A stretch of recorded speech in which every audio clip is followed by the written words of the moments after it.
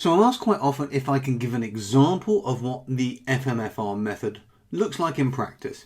FMFR stands for 5-minute form reading method, and it's a way of understanding the risk of placing a bet in on a horse in any race very quickly before that race starts. Even if you are new to horse racing, you can use this technique.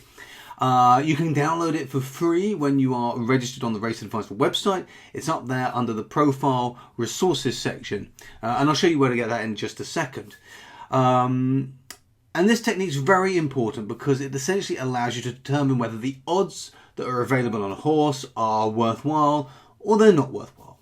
So I was asked this again recently, and so I am going to choose a race here. This race has actually been requested by a reader of the Race Advisor, and so I'm going to work through this race using the 5-minute form reading technique. And I'm going to do this on the main Race Advisor website, and I'm going to do it using a combination of kind of the fast approach and the slightly longer approach that you can download in that guide for free.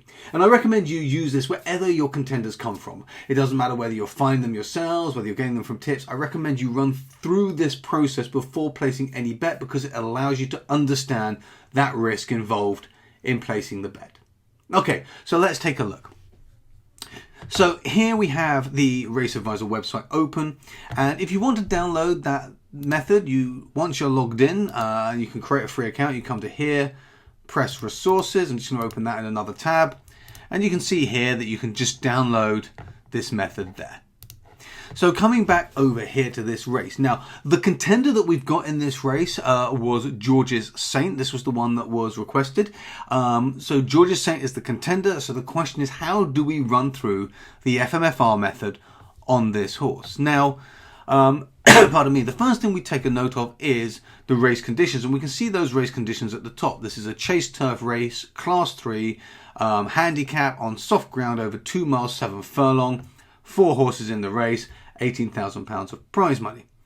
At a very quick glance, I don't know how the contender was found, but at a very quick glance we can see that basically these 3 horses, on horses most likely to win, look to be very close to each other. They're all within a couple of percent of each other. Here we go. And then there's kind of a big jump down to Jacamar. So the most likely horses contending this race are going to be Kestrel Valley, One True King and George's Saint. If you are using our ratings, then I can see that's exactly the same for the ratings because it's the same order, and again there's this big jump between George's Saint and Jacamar. However, with VDW it looks a little bit different. It's actually Kestrel Valley who is kind of out here at the bottom, and George's Saint is at the top with quite a big gap between George's Saint at the score of 4 to One True King at 8. These two are close together, One True King and Jacamar, and a big jump out. So maybe there is a little bit of threat here from danger for Kestrel Valley here. So this is just a kind of a quick overview. Next we click on the horse's name to open it. And the first thing I notice is the horse is improving. That's a main criteria. Continuous improvement over the last 5 races, which is a really good sign. The short method here is, does George's Saint suit this race? And we can see here 41%. Now, what does that mean? We may not really know what that means, but what we can see is that the strength in this race is 41%. And we can see that this is made up of going percent good races is 50, but there's only been 4 over soft ground. We've not run over the distance, we've run once over the distance, but we've not had a good race over the distance. We've had 5 out of 8 good races on the class, so again pretty strong, and 3 out of 5 on race type, so again pretty strong. Very brief overview, but it doesn't mean much without context. So to get the context, we're going to look at the other horses. So we have Kestrel Valley. Immediately it's red because it's declining slightly. Not much of a decline, I would say it's more even, but we've got an overall decline, which is why it's red, because this was 203 and this is 193. But I would say that's kind of pretty static, possibly going down. Does Kestrel Valley suit this race? And to glance we can see 22% definitely doesn't like the going, 2 of 17. Definitely doesn't like the distance very much. Class, there's only 2 races, not much, and it's kind of okay over the race type. So nothing hugely strong here on Kestrel Valley. One True King, if we come in here, again, we see a nice incline here. Overall strength is much lower than the horse we were considering. Again, not so great on the going, but remember our horse had only had 2 runs on the going, so there's a little bit of flex that we need to consider there because there's not much data. Distance 1 of 9, so that's not great. 1 good race out of 9. Class is alright at 33% out of 18 races, and race time not so strong. So again, looking okay, but not great. The fact that there's steady improvement makes it probably a little bit at a quick glance better than Kestrel Valley, because Kestrel Valley is sitting at similar figures, but kind of average. I'm going to come back to these scores in a minute, however.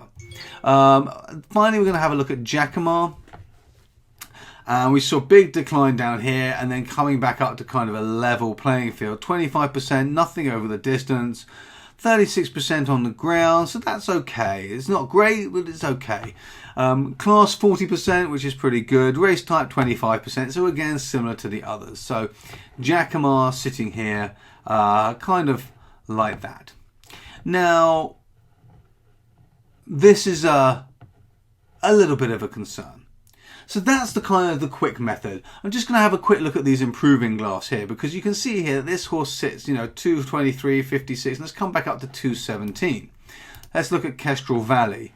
You'll notice Kestrel Valley was pretty solid around the 200, because now we're looking at the score, we're going a little bit deeper. One True King was improving, but had kind of gone from 150 again up to around the 200, so they're all similar levels. George's Saint, again, the 150, but have been increasing up to 272. So again, looking pretty strong. Now, how do we do this in a slightly more detailed approach? We go into the actual form, and we repeat this same process. So we're looking at soft ground, and we can see here, beaten 0.7 of a length. I'm not interested in finished positions. I'm interested in how far a horse was beaten by or how far it won by. And initially on heavy ground, it was beaten just by 0.7 of a length. That's competitive on heavy ground. And I'm looking for competitive because a horse may win, it may not win. There can be a whole bunch of factors. It might just be ahead, it might have stumbled, it might have got blocked, whatever. I'm looking for horses that are strong. That's what we want to be considering. Horses that are strong over the condition. Not focusing on winning, focusing on strength of performance. That's an important differentiation. Soft, again, 1 by 12 lengths, 1 by 0.3 lengths, coming down to soft here. Okay, we were beaten by 6 lengths here, not hurdle novice, but we can see in the in-running form, made a mistake, 6th and 3 out, then made a mistake, headed last. So, okay, we're going to let that one slide because there was a mistake. We can understand what happened. Beaten 19 lengths here, and this is going back now over a year, to the 1st of February 23. Carrying 11.2, soft ground, doesn't really say much. The weight carried today is up here, 11.11, so we're carrying a lot more weight, but we know this horse has carried 11.7 and performed well. So this might just be experience, training, we're not sure. Because again, we've got beaten by 2.25 lengths on heavy ground. Again, that's kind of competitive, over 2 miles, 3 furlong on heavy ground. And then we've got a couple of early races going back to 2022, which I'm less concerned about, the first couple of races, but even one of those was okay. And we can see here that there was a stamina issue, so I'm not so concerned about that. I'm going to put more importance on the recent races, less importance on the races as we get further down. So generally we think this horse can perform on the ground, can perform I was keeping an eye on the distance. Remember, again, the distance today is 2 miles 7 furlongs. These are kind of 2 miles 5, 2 miles 4. So yes, potentially can do here. Slight concern over the distance because we've got 2 miles 5 as the longest, 1 by 12 lengths, but was only carrying 11 stone on soft ground. Today we're carrying 11.11, so almost a stone more, but we have carried 11.7 on heavy ground over 2 miles 4 furlongs. So on slightly firmer ground, we should still be competitive. Horse didn't win that one, but did compete strongly. And again, that was a 26k races and 18k race, so definitely competitive. And we repeat this process. So we've got One True King here, and we come back down. We've got a lot more history here. Again, carrying 11 stone today. We got 10-13 soft, 1 well, but over 1 mile 7 furlong, that doesn't really count as too short. 2 miles 7 furlongs beaten by 14 lengths on soft ground, carrying pretty much the same weight as today. 2 miles 7 furlongs beaten 5.5 lengths. 15k, similar race to today. 2 miles 7 furlongs here, beaten 35 lengths. Oh, that's good ground, apologies. Not fluent. Some of the issues we can see here: slow to jump, held up in last, not fluent.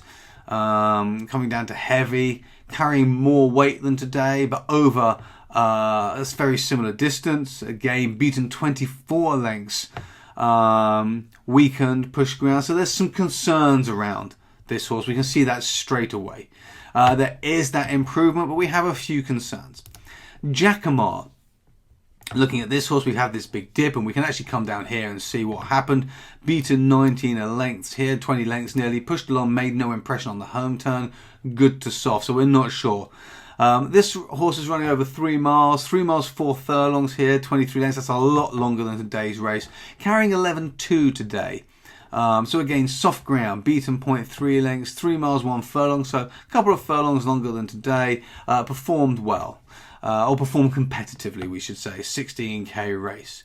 Heavy ground, didn't like it. Higher class, bit shorter distance. So I can't remember what it's carrying. 11.2, but carrying more weight. Coming down here to some soft races. 2 miles 3 furlong, beaten 9 lengths. Carrying a shorter distance. Again, blundered, some mistakes. And if you look through these in-running comments, you can start to see mistake here. Words like blundered. So there's some issues potentially here with the jumps, and these things will start to jump out at you. You can obviously practice will help with this here, and I've not looked at the results of this race, so I actually have no idea what happened. Kestrel Valley, again we're looking pretty consistent here, carrying 12 stone today. So coming down now, we can see heavy, beaten 38 lengths, 2 miles 4, 3 miles heavy, carrying 11 stone, beaten 8.5 lengths. But these are much higher class races, 120k, 40k, so fine. Back at the 15k level, similar to today, carrying 11, won by 20 lengths, but very similar distance, tongue strap. Made a mistake 3 out, but obviously was by far the strongest horse.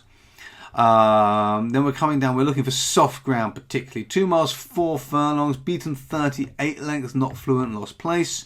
2 miles 7, beaten 37 lengths.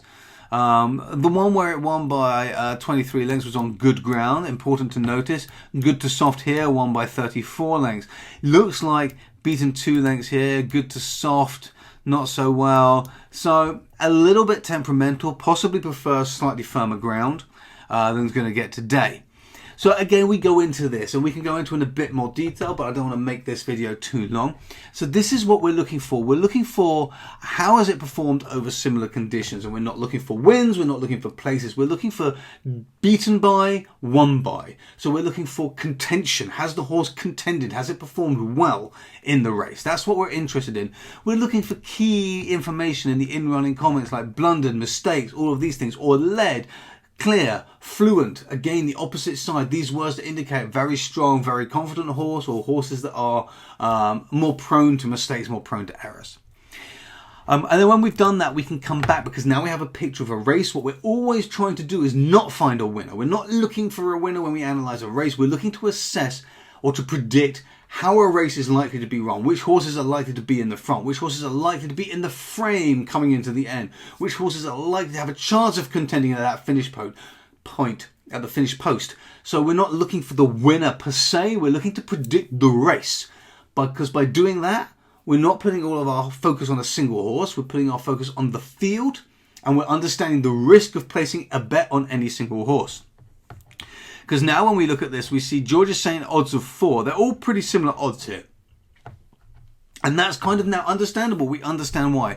Jacquemart here is the lowest, was the favourite. There are a few issues with Jacquemart in this particular race, so I think those odds are probably too low for that horse.